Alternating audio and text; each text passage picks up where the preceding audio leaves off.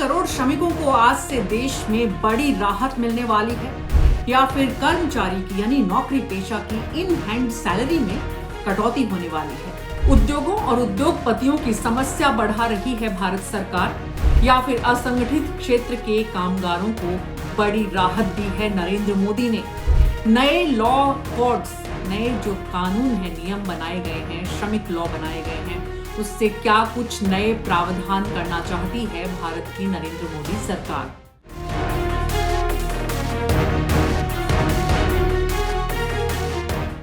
नमस्कार, मैं हूं डॉक्टर मीना शर्मा और आप देख रहे हैं न्यूज 24 पर। आज हम चर्चा कर रहे हैं नए श्रमिक कानूनों की, जो आज से यानी कि नए फाइनेंशियल ईयर 2026 से 1 अप्रैल 2026 आज से पूरे देश में नए श्रमिक कोड लागू होने जा रहे हैं।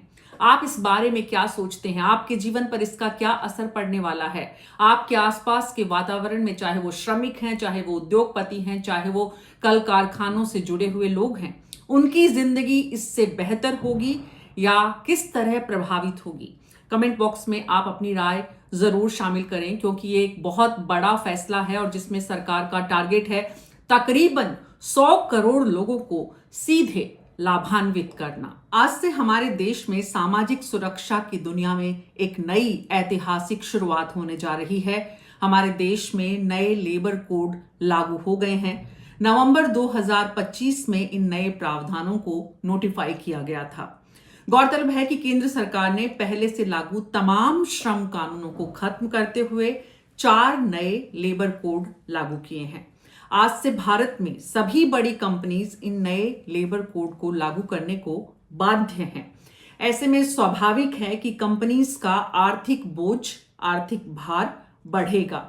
भारत सरकार इसे एक बड़ी उपलब्धि के रूप में देख रही है, क्योंकि असंगठित क्षेत्र में गिग वर्कर्स और छोटे कामगार जितने भी हैं, अलग अलग उद्योगों से जुड़े हुए, चाहे वो ठेरी रेडी वाला हो, चाहे वो कांच उद्योग से जुड़ा हो, चाहे वो मानक उद्योग से, तमाम तरह के छोटे बड़े उद्योगों में डेली जो वर्कर्स हैं, उनको अब अपनी डेली जो आय होती है उनकी, उसमें न सिर्फ इजाफा होगा बल्कि वो सुनिश्चित भी किया जाएगा। इन नए कानूनों में ये सुनिश्चित किया गया है कि उन्हें उनके हाथ में उनका हर दिन का जो मेहनताना है वो मिल जाए। भारत सरकार की तरफ से जो जानकारी नए कानूनों को लेकर, नए श्रमिक कोड को लेकर जो दी गई है, उसमें ये भी कहा गया है कि 2015 तक, यानी आज से तकरीबन 11 साल पहले तक, सिर्फ 16% लोगों को ये सुनिश्चित या गारंटी मिलती थी। जो नए श्रमिक कानूनों में प्रावधान किया गया है उसके मुताबिक अब ये सामाजिक सुरक्षा तकरीबन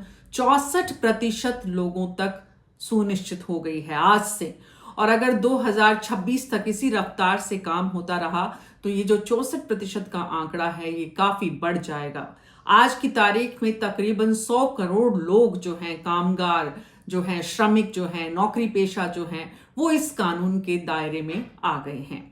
तो सवाल उठता है कि ये 4 नए श्रमिक कोड दरअसल है क्या? सरकार का दावा है कि 2026 का जो फाइनेंशियल ईयर है वो खत्म होते होते सामाजिक सुरक्षा का ये जो दायरा है ये 90% लोगों तक पहुंच जाएगा। इसमें 90% लोग इन 4 श्रमिक कानूनों के भीतर आएंगे, समाहित होंगे। भारत सरकार जो है वो अपने सामाजिक सुरक्षा के दायरे को इतना बड़ा करके अंतर्राष्ट्रीय स्तर पर, अंतर्राष्ट्रीय मानकों के तहत भारत की अर्थव्यवस्था और भारत की अर्थव्यवस्था से जुड़े हुए तमाम लोगों को लाना चाहती है। इन नए प्रावधानों के तहत 29 कानूनों को खत्म किया गया है जो पुराने चल रहे थे, और सिर्फ 4 नए कानून पेश किए गए हैं।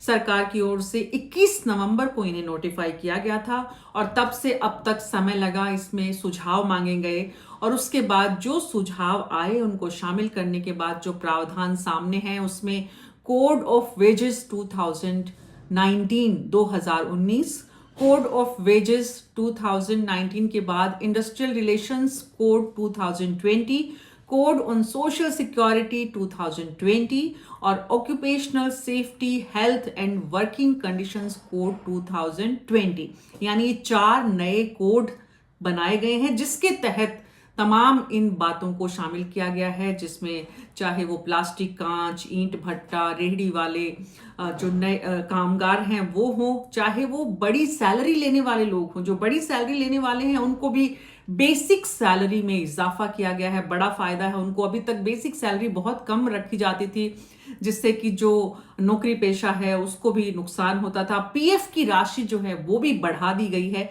यानी कंपनीज जो है वो अपने एम्प्लॉयज का जो शोषण करती थी, मल्टीनेशनल कंपनीज और जिसको कहते हैं कि बड़े कॉरपोरेट्स जो हैं, वो अब अपने जो अच्छे जो कामगार हैं, जो अपने अच्छे उनके एम्प्लॉयज हैं, उनका शोषण नहीं कर सकती, उनका आर्थिक नुकसान नहीं कर सकती, उनसे ऐसी कंडीशंस में काम नहीं करा सकती हैं जिससे कि उनकी हेल्थ पर असर पड़े। काम के घंटे भी तय कर दिए गए हैं, ओवर टाइम भी जो है उसको तय किया गया है, लेकिन ओवर टाइम का आपको कैसे मेहनताना देना है वो भी इसमें समाहित किया गया है। कुल मिलाकर भारत सरकार अंतर्राष्ट्रीय मानकों के ऊपर अपने देश के कार्यस्थलों को जो है वो एक तरह से एक्सप्लोर करना चाहती है, या यूं कहना चाहिए कि अंतर्राष्ट्रीय मानकों पर अपने देश की स्थितियों को काम की बनाना चाहती है। भारत से बड़ी संख्या में जो लोग दूसरे देशों में काम करने जाते हैं, चाहे वो यूएस हो, चाहे वो यूके हो, या फिर यूरोप के दूसरे देश, या कनाडा, ऑस्ट्रेलिया, जहां भर भी बड़ी संख्या में भारतीय जाते हैं, उसका एक बड़ा कारण ये होता है कि वहां पर काम का जो एनवायरनमेंट है वो बहुत अच्छा है। अगर आप ओवर टाइम करते हैं तो आपको फिक्स पैसा मिलता है। हमारे यहाँ पर ओवर टाइम काम भी करा लिया जाता है लेकिन पैसे नहीं दिए जाते। इस तरह की जो तमाम जो मीडिएटर्स हैं हमारे देश में, बड़ी संख्या में एजेंट्स हैं, ठेका प्रथा है, उसमें काम करने वाले कारीगर काम करते हैं लेकिन उन्हें पैसा सिर्फ मीडिएटर्स के माध्यम से बहुत कम दिया जाता है। उस पर भी एक कंट्रोल करने की कोशिश इस नए कानून के माध्यम से भारत सरकार के द्वारा की गई है। ग्रेचुइटी के लिए अब आपको 5 साल किसी कंपनी में काम करने का इंतजार नहीं करना पड़ेगा। 1 साल में ग्रेचुइटी का प्रावधान किया गया है। साथ ही जो महिला वर्ग है, 50% आबादी है, और आजकल हम देखते हैं कि हर सेक्टर में, चाहे वो प्राइवेट हो चाहे गवर्नमेंट हो, विमेन वर्कर्स की संख्या बहुत बढ़ गई है। नाइट में जो शिफ्ट है उसमें महिलाओं के काम करने पर पहले बाध्यता थी, अब उसे हटा दिया गया है।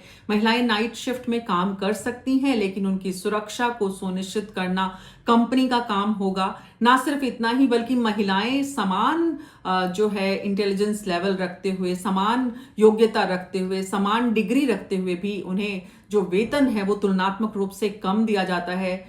खास करके प्राइवेट सेक्टर में ये बहुत देखा जाता है। तो इस असमानता को दूर भी इन नए कानूनों के माध्यम से किया गया है। तो ना सिर्फ कामगार श्रमिक का निचला वर्ग, ना ऊपर वाला वर्ग, बल्कि महिला वर्ग जो है एक बहुत बड़ा हिस्सा है, उसे भी इन नए श्रमिक कानूनों के माध्यम से राहत दी गई है और उसकी सोशल सिक्योरिटी भी बढ़ाई गई है। सरकार ने नए श्रमिक कानूनों के माध्यम से न सिर्फ पुराने कानूनों को सरल बनाया है, बल्कि आम आदमी की रीच, आम आदमी को उसकी जानकारी हो और आम आदमी को उसका फायदा हो। न्यूनतम वेतन की जो गारंटी दी गई है, उसके साथ साथ सुरक्षित और बेहतर माहौल भी जो काम का है वो मिल सके, ना सिर्फ महिलाओं के लिए बल्कि यंगस्टर्स एक बड़ी संख्या में आजकल एम्प्लॉयमेंट जिस तरह से डिजिटल दौर बढ़ रहा है, घर से काम करने वाले हैं, उनके लिए भी कानूनों का सरलीकरण भी किया गया है। तो नए श्रमिक कानून जो है उससे आपके आसपास इसका क्या फर्क पड़ा है, क्या असर आप देखते हैं, आपकी जिंदगी में उससे क्या प्रभाव असर है। अगर आप किसी उद्योग घराने से जुड़े हैं तो आप इसे किस रूप में देखते हैं, आप नौकरी पेशा हैं तो इस पर आपका क्या सोचना है। आप अपनी राय हमारे साथ जरूर शामिल करिए, जिससे हमें पता चले कि दरअसल सरकार सामाजिक सुरक्षा के दायरे को बढ़ाने के जो एक एक करके फैसले ले रही है, उससे वाकई में आपकी जिंदगी में इससे कोई असरदार तरीके से इसके परिणाम देखने को मिल रहे हैं, या फिर ये कानून सिर्फ कानून बनकर रह जाता है। न्यूज़ 24 पर अभी मेरे साथ इतना ही। नमस्कार।